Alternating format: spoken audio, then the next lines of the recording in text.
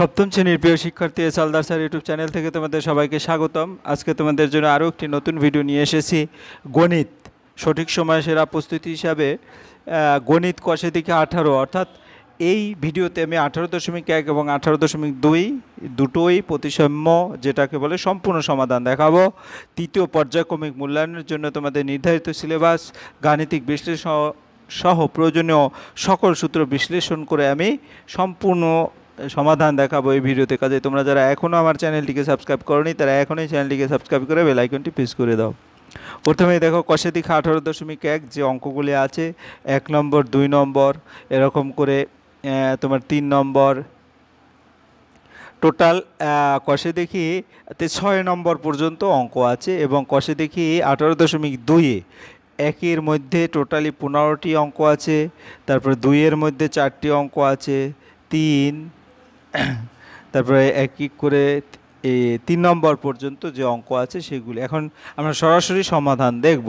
1 নম্বর প্রশ্ন, নিচের প্রতিসাম্য রেখায় আয়না বসিয়ে ছবিগুলো সম্পূর্ণ করার চেষ্টা করি। দেখো এই ছবিটি যখন আয়নায় দেখব তখন আমরা কিভাবে দেখব, প্রতিটা ছবি আয়নায় দেখে, হ্যাঁ, একটা যেমন আয়নায় বসিয়ে দেখিয়ে কমপ্লিট করে দেওয়া আছে, বাকিগুলি তোমাকে দেখাতে হবে। যাই সরাসরি আমরা কিভাবে দেখতে পাবো, দেখো এই ছবিটি যখন আয়নায় দেখব তখন এভাবে দেখব, হ্যাঁ, অর্থাৎ এই অর্ধেকটা দেওয়া আছে আর বাকিটা এই আয়নায় সম্পূর্ণ করলে তোমার ছবিটা এরকম আসবে, ঠিক আছে। এরপরে এই যে ছবিটি আয়নায় যখন দেখব তখন এরকম দেখাবে, অর্থাৎ আয়নায় উল্টা বিম্বু দিয়ে বাকিটা কিন্তু সম্পূর্ণ করে তারপরে দেখানো হবে এরকম, ঠিক আছে। এরপরে এই যে এই ছবিটি যখন আয়নায় দেখানো হবে সেটা কিন্তু এরকম হবে, কীরকম, এদিক থেকে যতটুকু এখানেও ঠিক ততটুকু তোমরা আঁকবে, তারপরে এটা এদিকে নিয়ে এখানে যে যতটুকু আছে সেটা যোগ করে দিবে, অর্থাৎ আয়নায় এভাবে দেখাবে। এবং পরের চিত্র যে এই চিত্রটি কিন্তু আয়নায় এভাবে দেখাবে, তোমরা সুন্দর করে এই যে যতটুকু বাহু আছে ততটুকু নিয়ে এখানে এটা অ্যাড করে দিবে, ঠিক আছে। এখানে কোনটা কিন্তু ওইভাবে হয় না, এরকম আর কি, ঠিক আছে। যাই হোক, এই 1 নম্বরের প্রশ্ন। এবারে 2 নম্বরের প্রশ্ন দেখি যে ABCD এর আয়নার প্রতিবিম্ব আঁকি। যেমন তোমার এই বিটা দেওয়া আছে, এর প্রতিবিম্ব দেখো এর এই দিকে ডিপ করা, কিন্তু এখানে প্রতিবিম্বতে ডিপ করা এই দিকে, ঠিক আছে।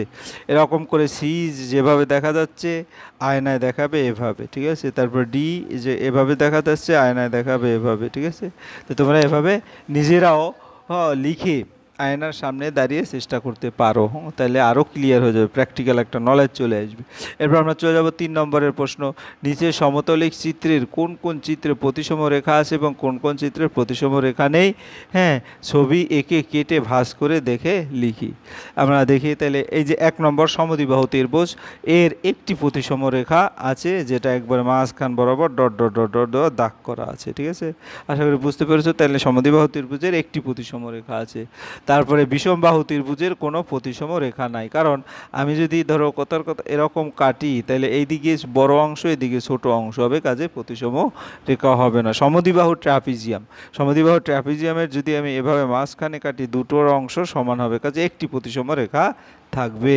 তারপরে সামন্তরিক, সামন্তরিকের কোনো প্রতিসম রেখা নেই, হ্যাঁ, কারণ আমি তো সোজা কাটবো, সোজা কাটলে দুই দিকের অংশ সমান হবে না, এই কারণে কোনো প্রতিসম রেখা নেই। এরপরে চলে যাব পরে বর্গক্ষেত্র, বর্গক্ষেত্রকে যদি একটু দেখি তাহলে এখানে এখানে যদি দাগ কাটি তাহলে দেখা যাচ্ছে দুইটা সমান অংশ, তাহলে একটি প্রতিসম। তাই এখানে যদি দাগ কাটি তাহলেও কিন্তু দুই দিকে সমান, দুটো প্রতিসম। আবার এখানেও যদি দাগ কাটি তাহলেও কিন্তু দেখা যাচ্ছে তোমার প্রতিসম, দুই দিকে সমান। আবার এখানেও যদি দাগ কাটি এরকম সমান, অর্থাৎ টোটাল 4টি প্রতিসম, এই যে 4টি প্রতিসম রেখা আছে।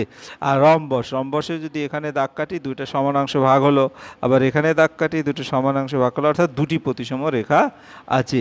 এরপর সমবাহু ত্রিভুজের যদি আমি দেখি এখানে একটা কাটি দুটো দিকে ভাগ হয়ে গেল, তাহলে এখানেও যদি কাটি দুটো অংশ ভাগ হয়ে যাবে, আবার এখানেও যদি কাটি তাহলে আর বাংশ, অর্থাৎ 3টি প্রতিসম রেখা আছে সমবাহু ত্রিভুজের।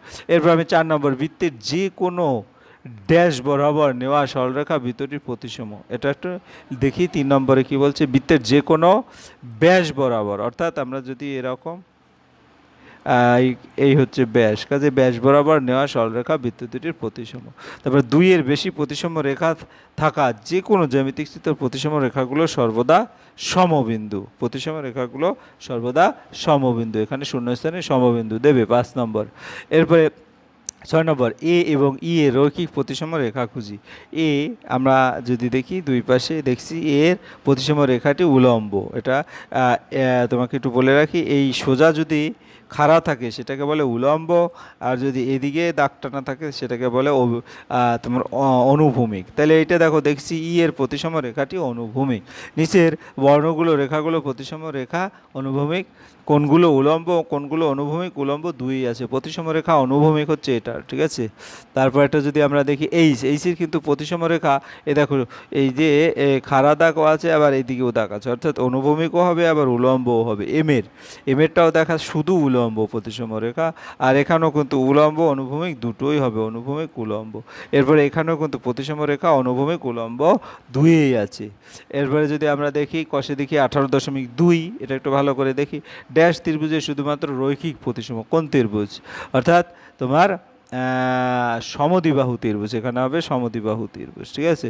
তবে ড্যাশ ত্রিভুজ রৈখিক প্রতিসম আবার ঘূর্ণন প্রতিসম, সমবাহু ত্রিভুজ 2 নম্বর, রৈখিক প্রতিসম আবার ঘূর্ণন, বর্গক্ষেত্রের ঘূর্ণন প্রতিসম মাত্রা ড্যাশ, হ্যাঁ ঘূর্ণন প্রতিসম মাত্রা হচ্ছে 4টি, আমরা বর্গক্ষেত্র এঁকেছি প্রতিসম ওভাবে আর কি। আয়তক্ষেত্রের ঘূর্ণন প্রতিসম মাত্রা 2টি, আয়তক্ষেত্রের প্রতিসম ঘূর্ণন মাত্রা 2টি। এবার 5 নম্বরটা যদি দেখি, হ্যাঁ বর্গক্ষেত্রের প্রতিসম রেখা ড্যাশটি, বর্গক্ষেত্রের প্রতিসম রেখা হচ্ছে 4টি এবং আয়তক্ষেত্রের প্রতিসম রেখা 2টি।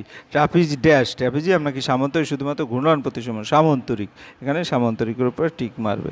এরপরে তোমার কোনো চিত্রের ঘূর্ণন প্রতিসমের মধ্যে 180 ডিগ্রি হলে, হ্যাঁ চিত্রটির ঘূর্ণন প্রতিসমের মাত্রা 2টি, যখন 180 ডিগ্রি হবে 2টি, এপাশে আর ওপাশে। সুষম ষড়ভুজের ঘূর্ণন প্রতিসম মাত্রা 60 ডিগ্রি এবং মাত্রা হচ্ছে 6টি। এরপর আমরা যদি দেখি কেবলমাত্র ড্যাশ ট্র্যাপিজিয়ামের রৈখিক প্রতিসম সর্বদা ঘূর্ণন প্রতিসম নয়, সমদ্বিবাহু ট্র্যাপিজিয়ামের। এরপর যদি আমরা পরে আয়তক্ষেত্রের ঘূর্ণন প্রতিসম কেন্দ্র ড্যাশ ছেদবিন্দু, কর্ণদ্বয়ের ছেদবিন্দু। তারপরে সামান্তরিকের ঘূর্ণন প্রতিসম কোণ 180 ডিগ্রি। তারপরে আমরা 13 নম্বর যাব, সমবাহু ত্রিভুজের ঘূর্ণন প্রতিসম কোণ 180 ডিগ্রি, বর্গক্ষেত্রের ঘূর্ণন প্রতিসম কোণ 90 ডিগ্রি।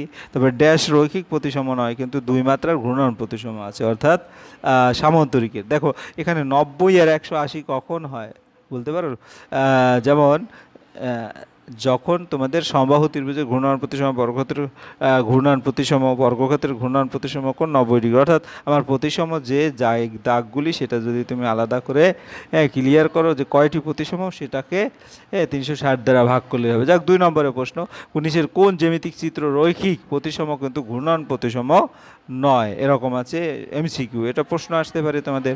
তাহলে এখানে হচ্ছে সমদ্বিবাহু ত্রিভুজ, অর্থাৎ এখানে সমদ্বিবাহু ত্রিভুজ হবে। নিচের কোন জ্যামিতিক চিত্রের ঘূর্ণন প্রতিসম মাত্রা 2 কিন্তু ওই চিত্রটি রৈখিক প্রতিসম নয়, এটা হচ্ছে সামান্তরিক।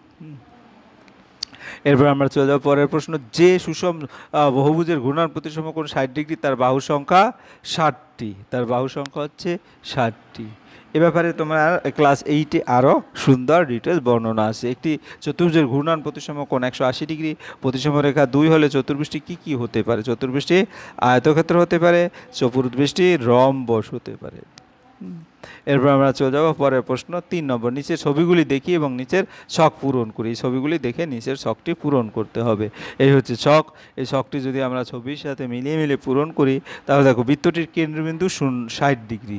তাহলে এই যে 1 নম্বর চিত্র হচ্ছে এইটা, হ্যাঁ এর কেন্দ্রবিন্দু হচ্ছে 60 ডিগ্রি। 60 ডিগ্রি কেন, দেখো 1 2 3 4 5 6টি বাহু আছে, 360কে যখন 6 দিয়ে ভাগ করব তখন দেখা গেছে 60 ডিগ্রি হবে। আশা করি বুঝতে পেরেছো। এর পরের প্রশ্ন যদি আমরা দেখি, বৃত্তটির কেন্দ্রবিন্দু ও তারপরে ঘূর্ণন প্রতিসম মাত্রা তো 6 আমি দেখাই দিলাম, ঠিক আছে 6। তারপরে বৃত্তটির কেন্দ্রবিন্দু, এটা 2 নম্বর চিত্র। 2 নম্বর চিত্র হচ্ছে যে এইটা, 2 নম্বর চিত্রে দেখো 4টা আছে, তাহলে আমরা 360কে 4 দিয়ে ভাগ করলে কত হবে? 90, এই যে 90, এবং এর ঘূর্ণন প্রতিসম দেখাই তো আছে 4টা রেখা। এরপরে 3 নম্বর কি হচ্ছে? 3 নম্বর চিত্র হচ্ছে এই যে এইটা। 3 নম্বর চিত্রে কি বলেছে? ঘূর্ণন প্রতিসম কেন্দ্র। তাহলে এখানে যদি দেখি 3 নম্বর কর্ণদ্বয়ের ছেদবিন্দু, এটা কিন্তু ঘূর্ণন প্রতিসম, কর্ণদ্বয়ের ছেদবিন্দু 180 ডিগ্রি কর্ণদ্বয়ের ছেদবিন্দু। হ্যাঁ, কর্ণদ্বয়ের ছেদবিন্দু 180 ডিগ্রি এবং ঘূর্ণন প্রতিসম 2। আমরা যদি একটু দেখি কর্ণদ্বয়, তাহলে 3 নম্বর চিত্র, এটাই তো 3 নম্বর চিত্র, তো এই এবং এই, ঠিক আছে, এই দুটো কর্ণদ্বয়ের ছেদবিন্দু। যাই হোক, এরপরে এর কর্ণদ্বয়ের ছেদবিন্দু এবং এর ঘূর্ণন প্রতিসম 180 ডিগ্রি এবং ঘূর্ণন প্রতিসমের মাত্রা 2। কর্ণদ্বয়ের ছেদবিন্দু 4 নম্বর, এটাও 180 ডিগ্রি, মাত্রা 2।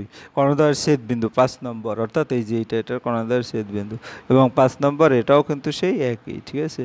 তাহলে কর্ণদ্বয়ের ছেদবিন্দু 5 নম্বর কর্ণদ্বয়ের ছেদবিন্দু হচ্ছে 90, আর দেখা গেছে ঘূর্ণন প্রতিসম 4টি, কারণ আমরা ইতিমধ্যে দেখেছি যে আবার এদিক দিয়ে দাগ টানা যায়, এবার এদিক দিয়ে দাগ টানা যায়, ঠিক আছে। এরপরে আমরা যদি পরের প্রশ্ন দেখি, 6 নম্বর প্রশ্ন। 6 নম্বর প্রশ্ন কি বলেছে, এই যে 6 নম্বর, কই এটা 6 নম্বর। হ্যাঁ, 6 নম্বরে কি, এর কোনো কিন্তু ঘূর্ণন প্রতিসম কেন্দ্র নাই এবং ঘূর্ণন প্রতিসমের কোণ নাই এবং ঘূর্ণন প্রতিসমের মাত্রাও নেই। এবার 7 নম্বর, হ্যাঁ, 7 নম্বর কি আছে, 7 নম্বর একটি পাখা আছে। হ্যাঁ, তাই পাখায় 4টা আছে, কাজে এখানে মাঝখানে যে বৃত্ত আছে তার কেন্দ্রবিন্দু 90 ডিগ্রি, কারণ 360কে 4 দিয়ে ভাগ করে 90 এবং ঘূর্ণন প্রতিসম 4। তারপরে বৃত্তটির কেন্দ্রবিন্দু, এরপরে তোমার 8 নম্বর। 8 নম্বরে কী আছে, এই যে 8, হ্যাঁ, 8 হচ্ছে এই যেটার, তাহলে এর বৃত্তটির কেন্দ্রবিন্দু এখানে দেখো কয়টি তোমার আছে, এখানে বৃত্তটির কেন্দ্রবিন্দু 40। হ্যাঁ, তাহলে এখানে 9টি আছে। হ্যাঁ, 9টি দেখি, 9টি কিনা 1 2 3 4 5 6 7 8 9 10। হ্যাঁ, ওই যে একটা সূত্র আছে, ভাগ করে তারপর যোগ 1 করতে হয়।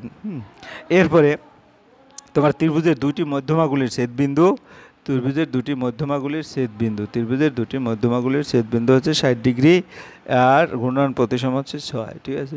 এই ছিল তোমাদের সামগ্রিক আলোচনা। আশা করি 18 অধ্যায়টি তোমরা যদি বই নিয়ে পাশাপাশি এরকম প্র্যাকটিক্যাল নলেজ তোমাদের থাকে, তাহলে এই অধ্যায়টি কিন্তু খুবই সহজ এবং পরীক্ষার জন্য ছোট ছোট প্রশ্ন আসতে পারে। আমার এই ভিডিওটি যদি মনোযোগ সহকারে দেখো, তাহলে সম্পূর্ণ উত্তর তোমরা পেয়ে যাবে। পরিশেষে বলবো, তোমরা যারা এখন আমার চ্যানেলটিকে সাবস্ক্রাইব করোনি, তারা এখনই চ্যানেলটিকে সাবস্ক্রাইব করে বেল আইকনটি প্রেস করে দাও। ভিডিওটি দেখার জন্য অসংখ্য ধন্যবাদ।